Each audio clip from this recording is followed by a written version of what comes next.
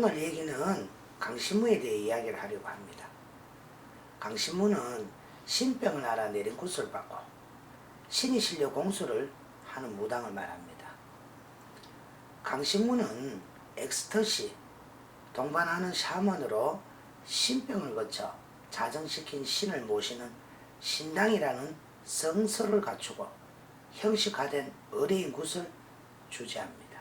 그리고 신병, 신당, 무의라는 세 가지 조건을 갖춰야 강신무를 할 수 있습니다.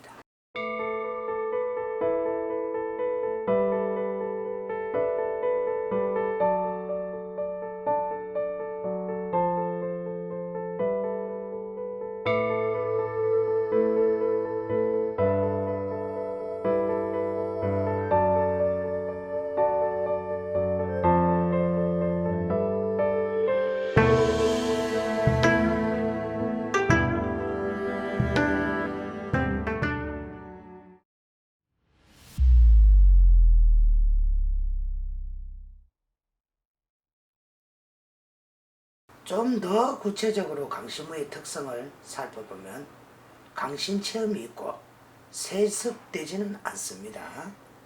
신에 대한 의식이 강하다. 개인의 신당이 있다. 구술할 때 타악기와 빠른 도모를 통해 엑스터시에 몰입하여 공수를 하고 신으로서 역할을 하며 무복이 발달되어 있습니다. 단골 제도는 없고 분포지역은 한강 이북에 많이 분포되어 있습니다. 특성을 지는 그런 경우이기도 하지요. 신의에 따른 강신을 통해 점을 쳐서 미래사를 예언하고 구설할 때에는 사제인 동시에 몸의 신을 접신하여 신격화하기도 합니다. 그리고 공수를 내려 신의 뜻을 전합니다.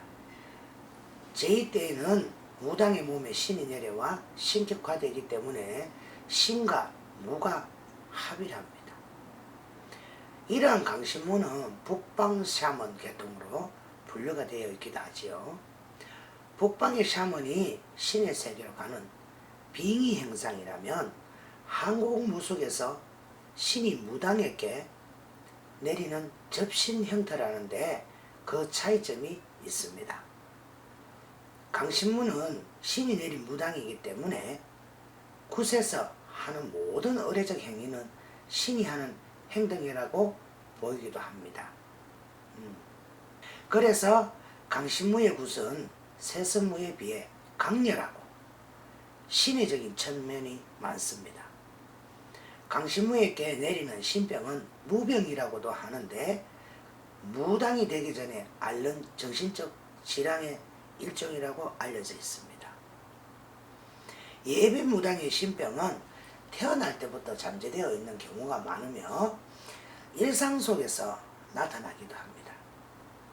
그러므로 이 무병을 앓고 있는 이들은 반드시 내리굿을 하여서 무당의 길을 걷지 않으면 이 병을 고치지 못하는 것으로 인식하고 있습니다. 예로부터 신병은 신들렸다, 신이 붙었다, 신이 잡혔다 등으로 표현되었습니다.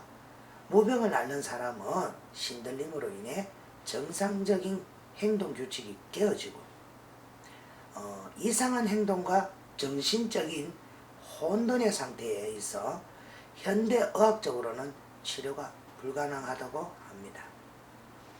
신병의 현상들은 꿈이나 외적 충격에 의해 생기는 경우도 있지만 대개는 까닭없이 우연히 시름시름 앓기 시작하기도 합니다. 그 증세는 매우 다양하고 육체적 고통부터 정신적 불안까지 복합적인 질환 증세가 나타나기도 하지요. 식욕부진, 소화불량, 편두통을 동반한 편증, 혈변, 하열 등 온갖 증세가 장기간 계속되고 정신이 혼미하여지고 성격이 뒤틀리는 경우엔 인간관계도 어렵습니다. 가정 파탄을 일으킬 수도 있습니다.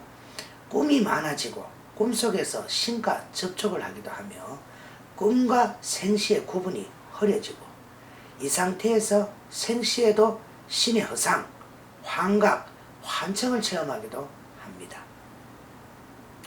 제가 이 무속길을 걸어오면서 봤던 이 많은 신병의 경우를 말씀을 잠깐 드리자면, 첫째는 요즘 어떤 현대 의학으로 병명을 붙이자면 공황장애, 우울증이라고 하는데, 신이 올 때 우울증도 같이 옵니다.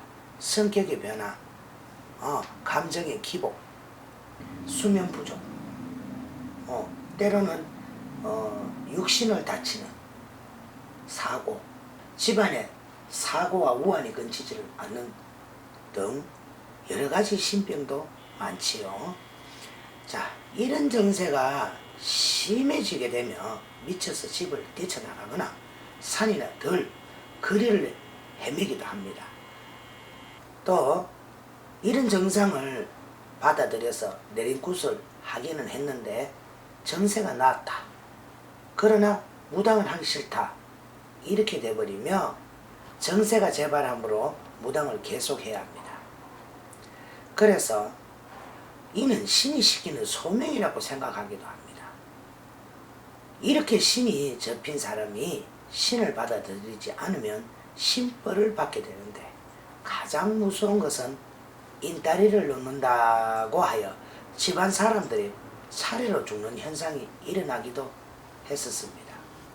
자, 신을 거부하고 신을 멀리하고, 자, 몸이 나섰다고 이 무업을 그만두게 되면 가산탕진하는 것도 저는 실제로 이 무속길을 가면서 보게 되었고요. 진짜 멀쩡한 사람들이 정말 몸이 갑자기 질병이 오고 고칠 수 없는 병이 걸리고 금전은 힘이 들고 하는 일이 모두가 매사 고이고 힘드는 것을 저는 수없이 봤습니다. 자, 여기서 강신무가 무당이 되는 과정을 살펴보면은 신병을 앓다가 무당을 만나 내린굿을 하고 무당이 됩니다. 이는 신굿, 신내린굿, 명두굿이라고도 합니다. 여기서 접신 과정을 구체적으로 살펴본다면, 자, 궁복을 입고 칼과 삼지창을 들고 자신의 신격하에 의사소통을 합니다. 무당이 신내리는 과정에서 천천히 춤을 추며 제일 먼저 모자나 부채나 칼, 그리고 소매자락, 그리고 술띠 하나를 놀립니다. 무복이나 무구의 신이 따라온다고 생각하기 때문입니다. 내린굿을 하며 예비 무당의 신병이 낫고 무업을 시작하게 됩니다만, 신굿을 주재한 사람은 경험이 많고 나이도 지긋한 무당이 대부분인데, 남자이면 신아버지, 여자이면 신어머니 관계를 형성하게 됩니다.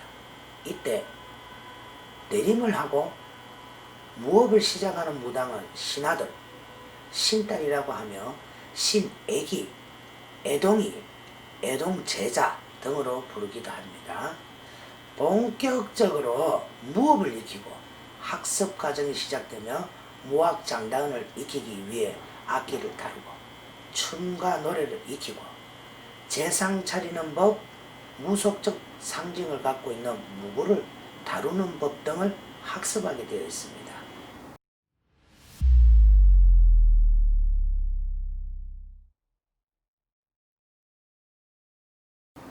강신무의 삶이란 신들과 함께 하는 삶이기도 하지요. 신당을 마련하고 새로운 삶을 시작하는 공간적 터전을 갖추는 것을 의미하기도 합니다. 내린굿을 통하여 신부모로부터 운세에 대한 전수관계가 맺어지고 종교적 삶을 위한 신당이 마련될 때 비로소 신내림 단계가 완성되었다고 할 수 있습니다. 자, 강신무는 주기적인 지성, 상기도, 진적과 같이 자기 정화를 통해 실력을 강화합니다. 무당은 날마다, 달마다, 계절마다, 그리고 인생의 종단적 마디에서 어김없이 자기를 정화합니다. 나이와 무력에 상관없이 하루도 거르지 않고 정성을 들이기도 합니다. 신과의 교감을 강화하기 위해 종교적 삶을 심화시키기 위한 목적이기도 합니다. 그러다 보니 강신무들은 자기 정화를 생활화하고 있습니다.